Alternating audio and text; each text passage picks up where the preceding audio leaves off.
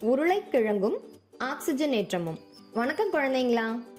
உருளைக்கிழங்க வச்சு சமையல் செஞ்சு தானே பார்த்துருக்கீங்க. சோதனை செஞ்சு பார்த்துருக்கீங்களா? வாங்க அதையும் செஞ்சு பார்த்துடலாம். இந்த சோதனை செய்ய நமக்கு தேவையான பொருட்கள் உருளைக்கிழங்கு 1, எலுமிச்சை பழம் 1, கத்தி. பசங்களா, முதல்ல நம்ம உருளைக்கிழங்கை எடுத்து கத்தியால 2 சம பாகங்களா வெட்டிக்கணும். நாம இதுல 2 சோதனைகளை செய்ய போறோம். ஒரு பாதியில ஒரு ஊதா நிற டேப் ஒட்டிக்கலாம்.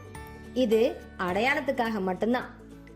இப்போ எலுமிச்சம் பழத்தை பாதியா வெட்டி அதன் சார டேப் ஒட்டின உருளைக்கிழங்கு மேல நல்லா பிழிஞ்சு விடணும். இன்னொரு பாதி உருளைக்கிழங்க அப்படியே வச்சிடுவோம்.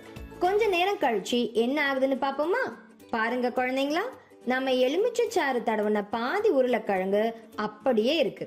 ஆனா இன்னொரு உருளைக்கிழங்கு நிறம் மாறிடுச்சு. இதுக்கு காரணம் ஆக்சிஜனேற்றம். உருளைக்கிழங்கு, கத்தரிக்காய் அல்லது ஆப்பிள்களை உரிக்கும் போது அல்லது வெட்டும் போது டைரோசினேஸ், பாலிபினால் ஆக்சிடேஸ் என்ற நொதி காற்றில் வெளிப்படும். இந்த நொதி ஆக்சிஜனுடன் சேரும்போது ஆக்சிஜனேற்றம் நடைபெறுகிறது. இது இந்த பழங்களின் மேற்பரப்புகளை பழுப்பு நிறமாக்குகிறது. எலுமிச்சையில் உள்ள சிட்ரிக் அமிலம் உருளைக்கிழங்கின் pH மதிப்பை குறைக்கிறது. இது ஆக்சிஜனேற்றத்தை எதிர்க்கும்.